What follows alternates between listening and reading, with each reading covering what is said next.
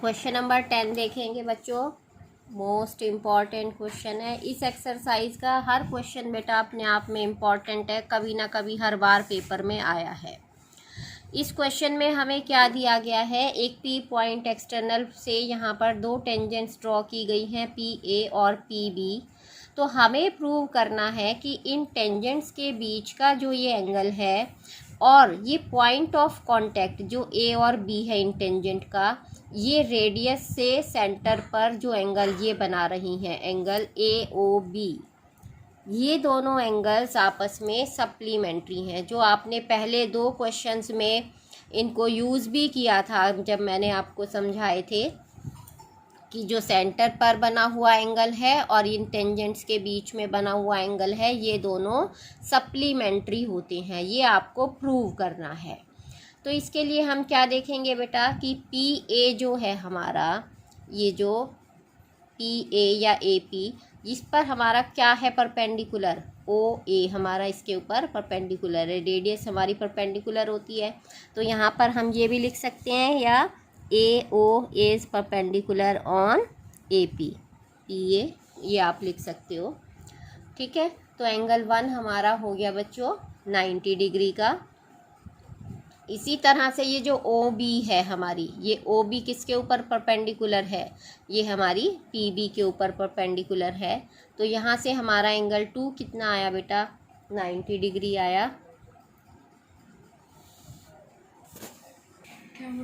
Angle B जो है हमारा बेटा, ये एंगल 2 हमारा कितना आ गया बेटा, 90 डिग्री का आ गया, क्योंकि जो रेडियस होती है हमारी ये टेंजेंट पर परपेंडिकुलर होती है पॉइंट ऑफ कांटेक्ट पर। तो ये भी हमारा कितना आया, 90 डिग्री। अब ये देखो कि जो क्वाड्रिलेटरल के चारों एंगल्स होते हैं, यहाँ क्वाड्रिलेटरल हमारा कौन सा बन रहा है, ए पी बी ओ, ये जो हमारा क्वाड्रिलेटरल बन रहा है, इसके अंदर हम देखते हैं बेटा कि चारों एंगल का सम कितना होता है, 360 डिग्री होता है। तो हमने तीनों को 360 के बराबर पुट किया। अब इस एंगल 1 की जगह हमने 90 रख दिया और इस एंगल 2 की जगह हमने 90 रख दिया। तो बाकी क्या बचा हमारा, एंगल पी और एंगल ओ, और इन दोनों का टोटल किसके बराबर आ गया हमारा, इस 180 को उठाकर इधर लेकर गए, 360 में से माइनस हुआ तो हमारा बचा 180 डिग्री। यानी कि एंगल पी और एंगल ओ, ये दोनों कैसे एंगल्स हैं, सप्लीमेंट्री एंगल्स हैं। यानी इन दोनों का टोटल कितना होगा, 180 डिग्री होगा। अगर पेपर में दोनों में से ये वाला एंगल दिया है तो ये निकालने के लिए 180 में से घटा दो, और अगर ये वाला एंगल दिया है तो इसे निकालने के लिए 180 में से घटा देंगे। नेक्स्ट क्वेश्चन हमारा question number 12, most important question है ये भी हमारा। इसमें हमें क्या दे रखा है बेटा, एक सर्कल है और उसको एक ट्राइंगल उसके बाहर सर्कमस्क्राइब कर रही है, उसको ए बी सी हमने एक ट्राइंगल ले ली है। और इसमें हमें क्या दिया गया है कि जो सेंटर ओ से ये डी पॉइंट है इस साइड बी सी के ऊपर, ये इस तरह से है कि जो डिस्टेंस बी डी है ये 8 सेंटीमीटर है और ये जो डिस्टेंस सी डी है ये 6 सेंटीमीटर है। तो हमें क्या निकालना है, हमें इस ट्राइंगल की साइड्स निकालनी है। साइड्स कौन सी, साइड ए सी और साइड ए बी, ये हमें निकालनी है। यहाँ से देखो ये साइड बी सी, ये तो 8 और 6 मिलकर ये तो 14 सेंटीमीटर की हो गई है। अब हमें अगर एक्सटर्नल पॉइंट से खींची गई जो टेंजेंट होती है बेटा, वो हमारी कैसी होती हैं, बराबर होती हैं। तो यहाँ से यहाँ तक ये 6 सेंटीमीटर है, तो यहाँ से यहाँ तक भी ये सी पॉइंट से खींची गई टेंजेंट ये कितनी हो गई, सी ई 6 सेंटीमीटर। इसी तरह बी पॉइंट से खींची गई टेंजेंट बी एफ, ये कितनी हो गई, 8 सेंटीमीटर। हमने मान लिया कि जो ए पॉइंट से खींची गई टेंजेंट है ये ए ई और ए एफ, ये भी दोनों बराबर होंगी। हमने इसको मान लिया कि ये x सेंटीमीटर है। हम इस x की वैल्यू निकालेंगे तो हमारे पास साइडों की वैल्यू आ जाएगी। तो इसके लिए हम इसको बेटा, एक तो इसमें यूज़ होगा हीरोन फार्मूला जो आपने 9th क्लास में पढ़ा था। हीरोन फार्मूला से हम इस पूरी ट्राइंगल का एरिया निकालेंगे और दूसरा एरिया हम निकालेंगे इन 3 ट्राइंगल्स को जोड़ने के बाद, ओ सी बी AOC और ट्राइंगल AOB, इन तीनों का एरिया जोड़कर फिर हम इस ट्राइंगल के एरिया के बराबर पुट कर देंगे, जो हम हीरोन फार्मूला से निकालेंगे। तो हीरोन फार्मूला में हम क्या निकालते हैं, पहले S निकालते हैं, सेमी पेरीमीटर।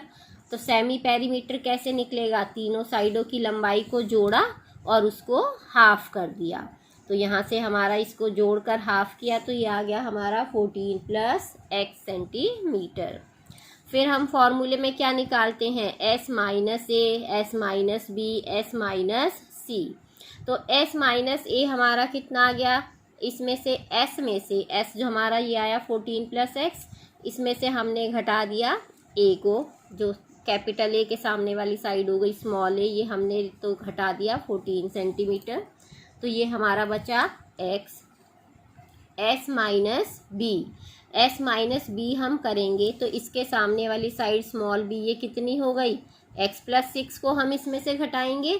अब पूरा x + 6 घटना है तो ये ब्रैकेट बाहर माइनस का है, तो ये दोनों ही निशान माइनस के होंगे। इसको घटा के हमारा x से x कटेगा और 14 में से 6 घटाकर 8 सेंटीमीटर बचा। S - C हमारा आ गया 6। तो अब हम इसमें फॉर्मूला अप्लाई करेंगे बच्चों। फॉर्मूला लगाकर यहाँ से हीरोन फार्मूला क्या था हमारा, √S × S - A, S - B और S - C। इसको लगाकर हमने यहाँ से निकाली बेटे वैल्यू, इसकी एरिया ऑफ ट्राइंगल आ गया 48 × x² + 14x। अब हम क्या करेंगे बच्चों, अब हम इसका ट्राइंगल का एरिया निकालेंगे ABC का, तीनों ट्राइंगल्स को जोड़कर। आपने एक फार्मूला और पढ़ा है बेटे एरिया ऑफ ट्राइंगल का, हाफ ऑफ बेस × हाइट। तो यहाँ पर देखेंगे जो हमारी बेस जब हम BC लेते हैं तो इसमें हाइट हमारी OD है। यहाँ पर देखो ये हमारा हो गया बेस BC और ये हमारी हो गई हाइट। तो इस ट्रायंगल का एरिया कितना हो गया, हाफ ऑफ बेस × हाइट। इसी तरह इस ट्रायंगल का जब एरिया निकालेंगे तो हाइट तो यही है हमारी, जो रेडियस है ये 4 सेंटीमीटर वाली, और यहाँ पर बेस कितना हो गया 6 + x, और इस वाली ट्रायंगल के लिए बेस कितना हो गया 8 + x। तो ये सारी वैल्यूज़ मैंने इसमें पुट कर दी हैं यहाँ पर, और इससे सॉल्व करके जो हमारा एरिया आया वो हमारा आया एरिया इतना 2 × 28 + 2x। तो दोनों एरियाज़ को मैंने बराबर पुट कर दिया, जो हीरोन फार्मूला से आया था और जो तीनों को जोड़ कर आया। फिर हमने क्या किया, दोनों को साइड्स को स्क्वायर किया। स्क्वायर करने पर हमारा इसके जो सॉल्व करके आ रहा है इसको हम आगे तक सॉल्व करा तो ये हमारा यहाँ पर आ गया 2x² + 14x - 196 = 0। 2 से हमने इसे डिवाइड कर दिया तो ये हमारा आया x² + 7x - 98 = 0। अब हम इसके फैक्टराइजेशन मेथड से इसको सॉल्व कर लेंगे। ये हमारे फैक्टर्स आ गए, एक फैक्टर आया 7 और एक आया -14। अब क्योंकि x नेगेटिव नहीं हो सकता तो यहाँ से हमारी x की वैल्यू कितनी आ गई 7 सेंटीमीटर आ गई। तो हमारी जो साइडें बनी वो कितनी कितनी हो जाएंगी, AC थी 6 + x की वैल्यू आई है 7, तो दोनों को जोड़ कर आ गया 13 सेंटीमीटर, और इसी तरह से AB की वैल्यू आ गई 15 सेंटीमीटर। इसके जो क्वेश्चन बचे हैं बेटा वो आप ट्राई करोगे, और अगर नहीं किसी क्वेश्चन में प्रॉब्लम आ रही है अगर आपको, तो वो मुझसे पूछ लोगे।